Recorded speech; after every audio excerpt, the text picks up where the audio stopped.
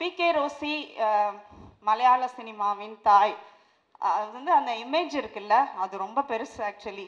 அதுக்கு அந்த அப்படி ஒரு இமேஜை வந்து என்ன மாதிரியான ஒரு ஒரு மேடையில் அப்படி ஒரு ஒரு பிரம்மாண்டமான ஒரு ஒரு கதாபாத்திரமா ஒரு சித்திரமா நம்ம மைண்ட்ல இருக்காங்கல்ல, அதை எப்படி ஒரு அந்த அதை பத்தி வந்து ஒரு நூலை எப்படிப்பட்ட மேடையில வந்து ரிலீஸ் பண்ணணும் அப்படின்றது இருக்குல்ல. அந்த தாட் நம்ம பொதுவாக நூல் வெளியிடுனா ஒரு சின்ன அரங்கத்துல தான் யூஸ்வலாக ஒரு 50 பேர்கிட்ட வர்ற அரங்கத்துல தான் பண்ணுவோம். பட் இந்த இந்த அந்த அந்த பெரிய இமேஜ்க்கு ஏற்ற மாதிரியான ஒரு ஒரு நியாயத்தை வந்து அவங்க செஞ்சுருக்காங்க. அந்த வந்த நிகழ்ச்சியை பார்க்க முதல்ல அந்த இசை நிகழ்ச்சியில் ஆரம்பித்து அந்த ஆவணப்படம் இந்த டீம் எவ்வளோ எஃபர்ட் போட்டிருக்காங்க அப்படிங்கிறது வந்து ரொம்ப பெருசு. ஒவ்வொருத்தரும் அவ்வளோ எல்லா விஷயம் எதுவுமே வந்து ஒரு விளையாட்டாக ஒரு தடுமாற்றத்தோடு யாருமே செய்யலை. இவ்வளோ ப்ரொஃபஷ்னலாக ஆங்கர் பண்ணுறாங்க, இவ்வளோ ப்ரொஃபஷ்னலாக ஒவ்வொரு விஷயமும் ரொம்ப நேர்த்தியாக ரொம்ப ப்ரொஃபஷ்னலாக இருக்குது. ஸோ இந்த மொத்த திருநங்கை பப்ளிகேஷன் டீமுக்கும் வந்து என்னுடைய வாழ்த்துக்களை தெரிவிச்சுக்கிறேன். இந்த முதல்ல நம்ம ஆப்வியஸாக எழுத்தாளர் மொழிபெயர்ப்பாளர் ஜேம்ஸ் அவர்களுக்கு நான் சாப்டர் பை சாப்டராகவே போகலான்னு நினைக்கிறேன். ஜேம்ஸ் வந்து எனக்கு ஒரு ஒரு 4-5 ஆண்டுகளுக்கு முன்னால் எனக்கு தெரியும். அவர் மொழிபெயர்த்திருக்காரு மாவீரன் அய்யன்காளி அப்படிங்கிற நூலை. அவர் நீலம் பதிப்பகத்தில் வெளிவந்திருக்கு. அவரோட பொலிட்டிக்கல் கிளாரிட்டி எப்படி இருக்கு ஒரு மொழிபெயர்ப்பாளராக அப்படிங்கிறத அவரோட இந்த மொழிபெயர்ப்பாளர் குறிப்பை வந்து படித்தா தெரியும். இந்திய மாநிலங்களில் ரொம்ப முற்போக்கான மாநிலங்கள்னா தமிழ்நாடு அண்டு கேரளா. ஆனால் கேரளாவில் வந்து அரசியல் ரீதியாக இருக்கிற அந்த முற்போக்கு தன்மை வந்து சமூக ரீதியாக இன்னும் வளரவே இல்லை அப்படிங்கிறத வந்து ரொம்ப விரிவாக வந்து அவர் பல உதாரணங்களோட எழுதியிருக்காரு. குறிப்பாக சினிமா துறையில் வந்து இன்றைக்கும் இப்போ பிகே ரோசி வந்து முதல்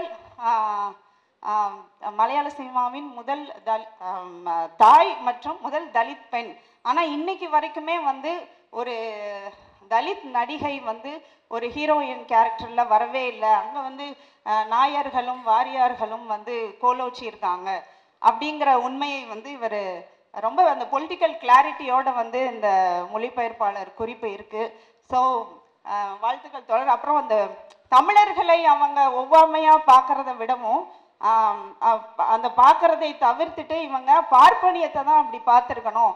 ஆனால் இங்கே காட்டின ஒவ்வாமையை வந்து பார்ப்பனியத்தை அதற்கு மாறாக அரவணைச்சிக்கிட்டாங்க அப்படிங்கிற ஒரு உண்மையை வந்து அவர் சொல்கிறாரு. இல்லை நான் ரொம்ப அந்த குறிப்பில் எனக்கு கிடைச்ச தகவல் ரொம்ப வியக்கத்தக்க தகவல் என்னென்னா, வெறும் அங்கே ஒரு வேலை வாய்ப்புக்காக அங்கே போய் ஒரு 3.5 மாதத்தில் வந்து ஒரு மொழியை கற்றுக்கிட்டு அந்த மொழியில் இப்படி ஒரு புலமை ரொம்ப அந்த புக்கை படிக்கும் போதே தெரியும், எந்த தடுமாற்றமும் இல்லை. நம்ம வந்து நேரடியாக ஒரு தமிழ் நூலை வந்து வாசிக்கிற ஒரு கம்ஃபர்ட்டை வந்து அவர் இந்த மொழியில் கொடுத்துருக்காரு. ஸோ வெறும் 3.5 ஆண்டுகள் ஒரு மொழியை கற்றுக்கிட்டு இப்படி ஒரு புலமையோடு அவர் மொழிபெயர்த்திருக்காரு அப்படிங்கிறதும் அவருக்கு என்னோட வாழ்த்துக்களை வந்து நான் தெரிவிச்சுக்கிறேன். அப்புறம் நான் அணிந்துரை எழுதியிருக்கும் பேராசிரியர் ஸ்டாலின் ராஜாங்கம் அவர்களுக்கும் சில குறிப்புகள் எடுத்துகிட்டு வந்தேன். அது எல்லாமே அவரே பேசிட்டாரு. அந்த முதல் அப்படிங்கிறது வந்து யாருடைய உடைமையாக இருக்குது அப்படிங்கிற விஷயத்தை அவர் தன்னோட அணிந்துரையிலை வந்து சொல்லியிருக்காரு. அப்புறம் இன்னொரு முக்கியமான விஷயம், இந்த நூல் நானும் நினச்சேன் இந்த புக்கை படிக்கும்போது பிகே ரோசியோட வரலாறு மட்டும் இல்லை, இது அதன் எழுத்தாளர் குன்னுக்குழி எஸ் மணி அவர்களோட வரலாறு தான். அவரோட அந்த என்ன சொல்கிறது அந்த உழைப்பு இருக்குல்ல, அந்த பிகே ரோசியை தேடுகிற அந்த அவரோட வரலாறையும் சேர்ந்தது தான் அப்படின்றது எனக்கும் தோணுச்சு. அப்புறம் இன்னொரு முக்கியமான விஷயம் அவர் சொல்லியிருக்காரு டாக்குமெண்டேஷன் பற்றி. அவரோட பேச்சிலையும் சொன்னார். நான் ஒரு ஜேர்னலிஸ்டாக வந்து இந்த ஒர்க்கை வச்சும் சொல்ல முடியும், என்னோட ஜேர்னலிஸ்டிக் எக்ஸ்பீரியன்ஸ் இவ்வளோ வருஷத்துலையும் வச்சு சொல்ல முடியும். இந்த டாக்குமெண்டேஷன் நான் வந்து யங்ஸ்டர்ஸ் எல்லாருக்கும் சொல்கிறேன், ஆவணப்படுத்துதல் ரொம்ப முக்கியம், சமகாலத்தை எழுதுதல் ரொம்ப முக்கியம் அப்படின்னு சொல்லும்போது இந்த ஆவணப்படுத்துதல் வெறும் இந்த ஆவண காப்பகங்களில் இருக்கிற தரவுகள் வந்து அதோட போதாமையை பற்றி தோழர் எழுதியிருக்காரு. இதை நான் வந்து என்னோட துறை சார்ந்து நான் வந்து நிறைய சொல்லிட்டு வந்திருக்கேன். எனக்கு நான் ஃபஸ்ட்டு எழுத வந்தப்போ ஒரு பத்திரிகையாளராக எந்த தரவுமே கிடைக்காது. இப்போ ஒரு அட்ராசிட்டிக்கு அதை ஒரு கன்சாலிடேட் பண்ணணும், ஒரு வருஷத்துலையோ இல்லை 10 வருஷத்துலையோ எவ்வளோ வந்து காஸ்ட் அட்ராசிட்டிஸ் நடந்திருக்கு அப்படின்னு ஒரு கன்சாலிடேஷனாக ஒரு டேட்டா நம்ம கலெக்ட் பண்ணோன்னா அது இருக்காது. இப்போ நம்ம மைய நீரோட்ட ஊடகங்களில் வேலை செய்யும்போது இதை பற்றி இப்போது நம்பர்ஸ் தான் கேட்பாங்க. இதை இதை சப்போர்ட்டிவ் டாக்குமெண்ட் என்ன, நீங்கள் சொல்கிறீங்க தமிழ்நாட்டில் வந்து இந்த மாதிரியான தொடர்ச்சியாக தலித்துகள் மேலே வன்கொடுமை இருக்குன்னு சொல்கிறீங்க அப்படின்னா அதுக்கான டேட்டா என்ன, எந்த அமைப்பு இல்லை எந்த இன்ஸ்டிடியூஷன் இதை பற்றின ஒரு ஆதாரத்தை வெளியிட்டிருக்காங்க அப்படின்னு கேட்பாங்க. அந்த தரவுகளை சேர்த்தா தான் நீங்கள் மெயின் ஸ்ட்ரீமுக்கு ஒரு ரிப்போர்ட்டே சப்மிட் பண்ண முடியும். ஆனால் அப்படியான தரவுகள் இப்போ நிறையா வந்திருக்கு. பட் அந்த பீரியடில் வந்து 2000 ஆரம்ப காலங்களில் வந்து ரொம்ப சேலஞ்சிங்காக இருக்கும். நம்ம கூகுள் பண்ணியோ இல்லை வேறு டாக்குமெண்ட்ஸோ சமகாலத்தில் அந்த டாக்குமெண்ட்ஸை எடுக்கிறது வந்து அப்படி ஒன்று இல்லவே இல்லை அப்படிங்கிறது தான். அப்போ நான் எந்த விஷயத்த உறுதியாக நம்பி இந்த பணியை செய்ய ஆரம்பித்தேன் அப்படின்னா அந்த வாக்குமூலங்கள் தான், மக்களோட வாக்குமூலங்கள். இதை நான் நிறைய ஜேர்னலிசம் படிக்கிற ஸ்டூடெண்ட்ஸுக்கும் சொல்லியிருக்கேன். அந்த ஆவணப்படுத்துதலில் ரொம்ப முக்கியம் வந்து நீங்கள் ஒரு கிராமப்புறத்துக்கு போகிறீங்க, ஒரு அட்ராசிட்டியை கவர் பண்ண போகிறோம் அப்படின்னா, இல்லை எனி லைஃப் எது வேணாலும் இருக்கலாம், கல்ச்சர் எது வேணாலும் இருக்கலாம், அதை நம்ம கவர் பண்ண போகிறோன்னா எனக்கு இது நடந்தது, என்னோட அப்பா அம்மாவுக்கு நடந்தது, என்னோட பாட்டி தாத்தாவுக்கு நடந்தது, நான் பார்த்தேன் இல்லை அவங்க பார்த்தாங்க, இப்படின்ற தகவல்கள் இருக்குல்ல, அதை பதிவு பண்ணுறது ரொம்ப முக்கியம் அப்படின்னு நான் சொன்னேன். ஏன்னா அதை நான் எனக்கும் சொல்லிக்கிட்டேன். அதை தான் வந்து என்னோட கட்டுரைகளோட ஆதாரமாக உயிர் நாடியாக நான் வச்சுக்கிட்டேன். இதுக்காக நான் நிறைய மீடியா நிறுவனங்களில் வந்து ஃபைட் பண்ணியிருக்கேன். இதுக்கு நீங்கள் ஆதாரம் கேட்டிங்கன்னா எப்படி கொடுக்க முடியும், அப்புறம் அதர் சைடு எடுத்துகிட்டு வாங்க அப்படின்னு சொல்லுவாங்க. ஏன்னா மீடியாவை பொறுத்த வரைக்கும் நடுநிலை ரொம்ப முக்கியம். ஸோ பாதிக்கப்பட்ட மக்களோட தரவுகளை, அவங்களோட வாக்குமூலத்தை, அவங்க தரப்பு விஷயங்களையும் நம்ம எழுதும்போது நீங்கள் அந்த சைடு போய் அந்த பாதிப்பை உண்டாக்கிய மக்களோட பதிவுகளையும் நீங்கள் எடுத்துகிட்டு வாங்கன்னு சொல்லும்போது ஒரு அட்ராசிட்டி நடக்கிற இடத்துல நமக்கு அது சாத்தியமே இல்லை. ஸோ அவங்க வந்து அதை பேச மறுப்பாங்க, இல்லை நம்மளை வந்து சந்தேகப்படுவாங்க, கேள்வி கேட்பாங்க. அப்போ நான் என்ன சொல்லுவேன்னா, இது அவங்க பேச மறுக்கிற டாக்குமெண்ட் விஷயத்தை நான் எப்படி ஒரு ஆதாரமாக கொடுக்க முடியும், அதனால் இவர்கள் இது குறித்து பேசவில்லை அப்படின்றத போட்டு என்னோட ரிப்போர்ட்டோட ஒரே ஆதாரமாக நான் வந்து பயன்படுத்தினது அந்த மக்களோட வாக்குமூலம் தான். ஸோ எனக்கு இந்த ஒர்க்கில் இந்த நூலோட ஒரு உயிர் நாடியாக நான் நினைக்கிறது அதோட ஒரு பியோர் ஜேர்னலிஸ்டிக் எக்ஸ்பீரியன்ஸ் தான். இது வரலாற்று ஆய்வு அப்படின்னு இருந்தால் கூட குன்னுக்குழி எஸ் மணி அவர்கள் வந்து அடிப்படையில் அவர் ஒரு சினிமா நிருபர். ஒரு சினிமா நிருபர் எப்படி இருக்காங்கன்னு நமக்கு தெரியும். எதை வந்து மையப்படுத்தி எழுதுறாங்க, ஒரு ஹீரோயினோட அந்த என்ன சொல்கிறது, அந்த அந்த அந்த கிளாமர் இருக்குல்ல, அதுதான் வந்து இங்கே இருக்க சினிமா ரிப்போர்ட்டர்ஸோட ஒரு என்ன சொல்கிறது, ஒரு செய்திக்கான ஒன்று உயிர் நாடியாக இருக்குது. அவங்க என்ன ட்ரெஸ் பண்ணாங்க, எப்படி பேசினாங்க, யார் கூட இருந்தாங்க, இந்த மாதிரியான விஷயங்கள்லாம். ஆனால் அங்கே வந்து குன்னுக்குழி எஸ் மணி வந்து ஒரு தலித் சமூகத்தை சேர்ந்த ஒரு இன்டெலெக்சுவல் ஜேர்னலிஸ்ட் ரைட்டர். அவர் வந்து ஒரு மீட்டிங்கில் 1971 ஒரு இந்த மாதிரி ஒரு மீட்டிங்கில் ஒரு 26 வயது இளைஞனா உட்காந்து கேட்கும்போது ஒரு விஷயத்த கேள்விப்படுறாரு. நம்மள மாதிரி ஸ்டேஜில் இருந்து பேசுகிற ஒரு மேகசினோட எடிட்டர் வந்து மலையாள சினிமாவின் முதல் கதாநாயகி வந்து ஒரு புல் சந்தையில் புல் விற்கும் ஒரு புலையார் சமூகத்தை சேர்ந்த பெண் அப்படின்றத இது பதிவு பண்ண உடனே அங்கே தொடங்குது அவரோட சர்ச். அவர் உடனே வந்து அந்த டைட்டில்லையே மலையாள சினிமாவின் முதல் கதாநாயகி ஒரு புல் விற்பவள் அப்படிங்கிற தலைப்பில் வந்து ஒரு சின்ன பையனா ஒரு முதல் கட்டுரையை எழுதிட்டு அதை பெருமையாக எல்லாருக்கிட்டையும் காமிச்சிட்டு இருக்க ஒரு ஆளாக தான் இருந்திருக்காரு. அந்த முதல் கட்டுரையில் இருந்து ஒரு மனுஷன் 40-50 வருஷம் டெடிக்கேஷனாக தன்னோட லைஃப்பை வந்து அர்ப்பணித்து தேடி தேடி தேடி தேடி எப்படி அந்த பீரியடில் வந்து நமக்கு என்ன கூகுள் கிடையாது, செல்ஃபோன் கிடையாது, எதுவுமே கிடையாது. ஆனால் அந்த பீரியடில் முழுக்க முழுக்க பயணம் செஞ்சு அந்த முதல் படத்தின் நாயகினா அந்த படத்தை ஒருத்தர் எடுத்துருக்கணும்ல, டைரக்டர், அவரை போய் பார்க்குறாரு. அதுக்கப்புறம் அவரோட கதாநாயகி அவங்க ரோசியோட தைக்காடு வீட்டுக்கு போகிறாரு. இந்த மாதிரி வந்து ஒரு என்ன சொல்கிறது, முழுமையாக பயணம் அந்த ஒவ்வொருத்தர் கொடுக்குற ரெஃபரன்ஸை வச்சு இந்த நூலை படிச்சிங்கனாலே உங்களுக்கு தெரியும். எனக்கு அஸ் எ ஜேர்னலிஸ்டாக இதில் முழுக்க அவரோட ஃபீல்டு ஒர்க் எவ்வளோ பேஷனேட்டாக அதை பண்ணியிருக்காரு அப்படிங்கிறது புரிஞ்சுது. ரெண்டாவது விஷயம், இது வந்து ஒரு என்ன சொல்கிறது, ஒரு பயங்கர இன்ட்ரெஸ்டிங்காக இருக்குது. நான் வந்து முதல்ல அவரோட சாப்டர் படித்த உடனே எனக்கு நான் ஃபஸ்ட்டு இந்த தோழருக்கு வந்து ஃபோன் பண்ணேன். ஃபஸ்ட்டு அவரோட முன்னுரையை படித்த உடனே எனக்கு தாங்க முடியல. ஸோ கிரேஸ்மானு தோழருக்கு ஃபோன் பண்ணி, என்ன தோழர் இப்படி, எனக்கு டக்குன்னு ஸ்ட்ரைக் ஆன விஷயம் வந்து மகாநடிகை படம் தான். ஸோ இந்த டேட்ஸ் எல்லாம் எனக்கு அப்போ நான் கவனிக்கல. இந்த மகாநடிகை படம் எப்போ வந்தது, இவர் எப்போ இந்த நூலை எழுதினாரு அப்படின்னு சொல்லி. நம்ம நிறைய பேர் மகாநடிகை படம் பார்த்துருப்போம்ல, அதில் வந்து ஒரு சமந்தா கேரக்டர் வந்து ஒரு ஜேர்னலிஸ்ட் கேரக்டர். அந்த கேரக்டர் வந்து சாவித்திரி இறந்து போயிடுவாங்க. ஸோ சாவித்திரியோட அந்த இறப்பில் இருந்து அவங்களோட வாழ்க்கையை வந்து பின்னோக்கி சர்ச் பண்ணி ஒரு பதிவு, ஸோ அது பதிவு பண்ணுற மாதிரி அந்த அந்த சமந்தாவோட சர்ச்சில் சாவித்திரியோட ஹிஸ்ட்ரி, அவங்களோட வாழ்க்கை வரலாறை அப்படியே பிரதிபலிச்சிருப்பாங்க அந்த படத்தில். எனக்கு வந்து அந்த இந்த ஃப்ரேம் இருக்குல்ல, இந்த ஸ்ட்ரக்சர் இருக்குல்ல, இந்த ஃபார்ம் வந்து இவரோட முன்னுரையை படித்தா மேபி உங்களுக்கும் அது ஸ்ட்ரைக் ஆகலாம். அது நீங்கள் அதை பாருங்கள். இவர் வந்து இத்தனை வருஷமாக 50 வருஷமாக அவர் மைண்டில் ஒரு கதாநாயகி ஒரே படத்தில் நடித்து அதோட காணாமல் போயிட்டாங்க. அந்த கதாநாயகியை எனக்கு ரொம்ப ஸ்ட்ராங்காக தோணுன விஷயம் என்னென்னா, சாவித்திரி வந்து ரொம்ப பிரபலமான நடிகை. ஓகே, அவங்க இறப்புக்கு கொஞ்சம் முன்னாடி வரைக்குமே அவங்க நடிச்சிட்டு இருந்தாங்க. ஸோ அவங்களோட வாழ்க்கை வரலாறு, அந்த காலகட்டம் இதெல்லாம் பார்த்தோம்னா அது ரொம்ப தேடி போகிற அளவுக்கு ரொம்ப சிரமமான விஷயம்லாம் இல்லை. ஆனால் பிகே ரோசியோடது வந்து அவங்க 1928 ஒரே படத்தில் நடிச்சுட்டு அதோட அவங்க காணாமல் போயிட்டாங்க.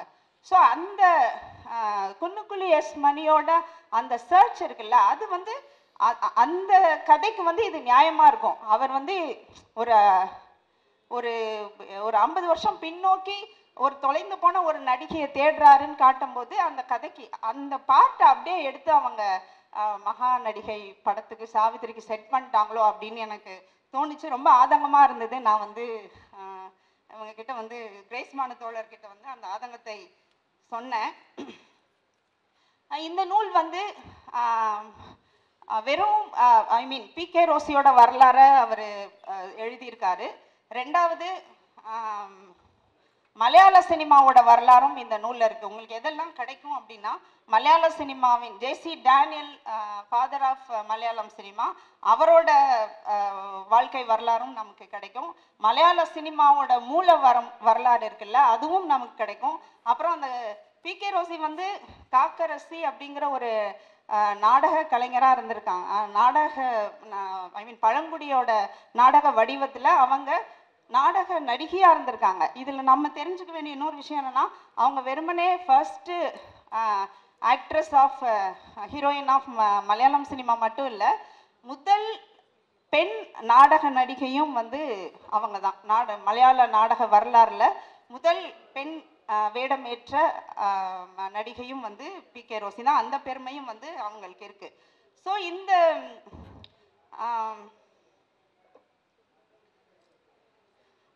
இந்த நாவலை வந்து இவர் குன்னுக்குழி எஸ் மணி அவர்கள் எழுதியிருக்கிறதுல இந்த முழுமையாக எனக்கு ஒரு விஷயம், ஒரு உணர்வு வெளிப்பாடு இருக்கும்ல, எந்த ஒரு படைப்புலையும் ஒரு மேலோங்கின ஒரு பிரைமரி இமோஷன் ஆஃப் இந்த படைப்பு இருக்குல்ல, அது என்ன அப்படின்னா, எனக்கு ஒவ்வொரு சாப்டர்லையும் ஒரு ஆதங்கத்தை அவர் வெளிப்படுத்துறது வந்து எனக்கு புரிஞ்சுது.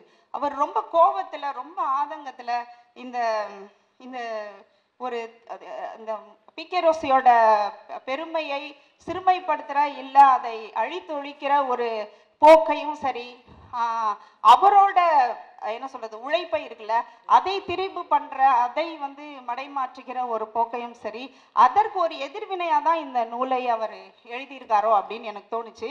ஏன்னா இவர் வந்து குன்னுக்குழி எஸ் மணி அவர்கள் தொடங்கின இந்த சர்ச் வந்து அவங்க பிகே ரோசியை இவர் தேடி போறாரு. இதுக்கப்புறம் காலப்போக்கில் வந்து நிறைய பேர் அந்த மலையாள திரை உலகில் வந்து இந்த வரலாற்று தேடலுக்குள்ள தங்களை இணைச்சிக்கிறாங்க. உயர் ஆதிக்க சாதியினர் அந்த சமூகத்தை சேர்ந்த எழுத்தாளர்கள், பத்திரிகையாளர்கள் வந்து இந்த தேடலுக்குள்ள தங்களை இணைச்சுக்கிறாங்க. என்ன நடக்குது அப்படின்னா, குன்னுக்குழி எஸ் மணி வந்து உறுதியா ஐடென்டிட்டியை புலையர் சமூகத்தை சேர்ந்த பி.கே. ரோசி தான் மலையாள சினிமாவின் தாய் அப்படிங்கிற அந்த ஐடென்டிட்டி மேல ரொம்ப அதை எஸ்டாப்ளிஷ் பண்றதுக்கு போராடுறாரு. ஸோ இவங்களுக்கு அவரு ரொம்ப பிரச்சனையா இருக்கனால இந்த முதல்ல நம்ம குன்னுக்குழி எஸ் மணியை வந்து நம்ம காலி பண்ணோம். ஸோ அவரை காலி பண்ணிட்டா பி.கே. ரோசியை வந்து ஈஸியாக காலி பண்ணலாம் அப்படிங்கிறதுனால இவர் இந்த புக்கை எழுதுறதுக்கு முன்னாடியே இந்த சேலங்காடு கோபாலகிருஷ்ணன் ஒரு ஜேர்னலிஸ்ட் வந்து ஜே.சி. டேனியல் மலையாள சினிமாவின் தந்தை, அவரை அந்த விகத குமாரன் படத்தை எடுத்தால அவரோட வரலாறை வந்து அவர் ஒரு நூலாக எழுதிறார். அப்புறம் நஷ்டநாயகி அப்படின்னு சொல்லி த லாஸ்ட் ஹீரோயின் அப்படிங்கிற தலைப்பில் வந்து வினு ஆப்ரஹாம் அப்படிங்கிறவர் வந்து ஒரு புக்கை பப்ளிஷ் பண்ணிடுறாரு. இதுக்கப்புறம் தான் வந்து செல்லுலாய்டு அப்படிங்கிற ஜே.சி. டேனியலோட வாழ்க்கை வரலாறு வந்து ஒரு படமாக ஆகுது. இதுக்கு இடையில வந்து இதுல எல்லாத்துலயுமே என்னன்னா, இந்த நூல்ல மணி அவர்கள் சொல்றது போல பயங்கரமான அப்ரோப்ரியேஷன் நடந்துச்சு இந்த காலகட்டத்தில். அது என்ன அப்படின்னா, ரோசியோட ஒட்டுமொத்த ஐடென்டிட்டியையும் திரிக்கிற வேலையை இந்த 3 படைப்புகள், முக்கியமான படைப்புகள், ஜே.சி. டேனியலோட வாழ்க்கை வரலாறு, அப்புறம் வினு ஆப்ரஹாமோட லாஸ்ட் ஹீரோயின், இது 3லையும் வந்து ரோசி பத்தினா பொய்கள் நிறைய சொல்லப்பட்டிருக்கு. அதுல முக்கியமான விஷயம் என்னன்னா, அவங்க வந்து ஒரு புலையர் சமூகத்தை சேர்ந்தவர் இல்லை, அவங்க ரோசின்னு பேர் இருக்கனால அவங்க வந்து ஒரு ஆங்கிலோ இண்டியன் அப்படின்ற முதல் பொய்யை வந்து இவங்க எல்லாரும் சேர்ந்து கட்டமைக்கிறாங்க. ஏன்னா முதல் பெண் நடிகை மலையாள சினிமாவின் தாய், அந்த ஃபர்ஸ்ட்டுங்கிற விஷயம் வந்து ஒரு புலையர் சமூக பெண்ணுக்கு போகக்கூடாது அப்படிங்கிறதுனால அவங்கள ஆங்கிலோ இண்டியன் பெண் அப்படிங்கிற ஒரு கட்டமைப்பை வந்து செய்கிறாங்க. ரெண்டாவது, அவங்க ஃபர்ஸ்ட் ஹீரோயினே கிடையாது அப்படிங்கிறத ரொம்ப வருஷம் அவங்க எஸ்டாப்ளிஷ் பண்ணியிருக்காங்க. எம்.கே. கமலம், அதாவது 3வது படத்துல நடிச்ச எம்.கே. கமலம் அப்படிங்கிற ஆர்டிஸ்ட்டை வந்து மலையாள சினிமாவின் தாய் அப்படின்னு கட்டமைக்கிற வேலையை வந்து இவர் இந்த சேலங்காடு கோபாலகிருஷ்ணன்கிற அப்பர் காஸ்ட் ஜேர்னலிஸ்ட் வந்து ரொம்ப ட்ரை பண்ணியிருக்காரு. பாலன் அப்படின்ற தலைப்புல வந்த அந்த படம் வந்து முதல் பேசும் படம், ஆனா முதல் மலையாள படம். இது வந்து ஒளியற்ற படம், விகதகுமாரன் வந்து சைலண்ட் மூவி. அதனால இவங்க என்ன மாதிரி எஸ்டாப்ளிஷ் பண்றாங்க அப்படின்னா, பேசினா தானே அது மலையாள படம் ஆகும். ஸோ ஒளி இல்லாத படத்தில் நடித்ததுனால இதை ஃபர்ஸ்ட் சினிமாவாக கன்சிடர் பண்ண முடியாது. அதனால எம்.கே. கமலம்ங்கிற ஒரு அப்பர் காஸ்ட் ஆர்டிஸ்ட் அவங்க தான் வந்து ஃபர்ஸ்ட் ஹீரோயின் எஸ்டாப்ளிஷ் பண்ணுறதுக்கு ரொம்ப வருஷம் பல திருப்பு வேலைகளில் வந்து அவங்க ஈடுபட்டிருக்காங்க. அப்புறம் ரோசியோட அப்பா மட்டும்தான் நம்ம டாக்குமெண்ட்ரியில் பார்த்தோம். ரோசியோட அப்பா மட்டும்தான் கிறிஸ்டியானா கன்வெர்ட் ஆனார். ஆனால் இவங்க எல்லாம் குடும்பமே கன்வெர்ட் ஆயிடுச்சு அப்படிங்கிற ஒரு விஷயத்தை ஏன் சொல்கிறாங்க அப்படின்னா, கிறிஸ்டியன் அப்படிங்கிற ஐடென்டிட்டி, அதன் மூலமாக அந்த ஆங்கிலோ இண்டியன் ஐடென்டிட்டியை எஸ்டாப்ளிஷ் பண்ணுறதுக்காக இவங்க அந்த ஹிந்து புலையர் அப்படிங்கிறத எரேஸ் பண்ணுறாங்க. அப்புறம் அந்த டாக்குமெண்ட்ரியில் வந்து நம்ம பார்த்தோம், ரோசி வந்து ஒரு உயிர் அந்த படம் வெளியாகி திரைச்சீலை கிழிக்கப்பட்டு அடித்து நொறுக்கப்பட்டு, ரோசியின் வீடு அடித்து நொறுக்கப்பட்டு அவங்க உயிர் பிழைக்கிறதுக்காக ஓடும்போது ஒரு லாரி, சினிமாவில் தான் நடக்கும் அந்த மாதிரி, ஒரு லாரியை வந்து நிறுத்தி அந்த லாரியில் ஏறி போகிறாங்க. அது இந்த டாக்குமெண்ட்ரியில் இருக்குதானே? ஆமாம்.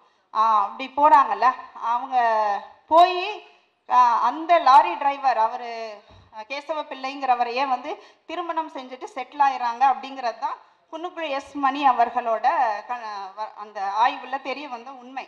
ஆனால் இவங்க இந்த அப்பர் காஸ்ட் ரைட்டர்ஸ் ஜேர்னலிஸ்ட் இவங்க என்ன சொல்கிறாங்க அப்படின்னா, ஒரு லாரி டிரைவரோட வந்து ரோசி ஓடி போயிட்டாங்க.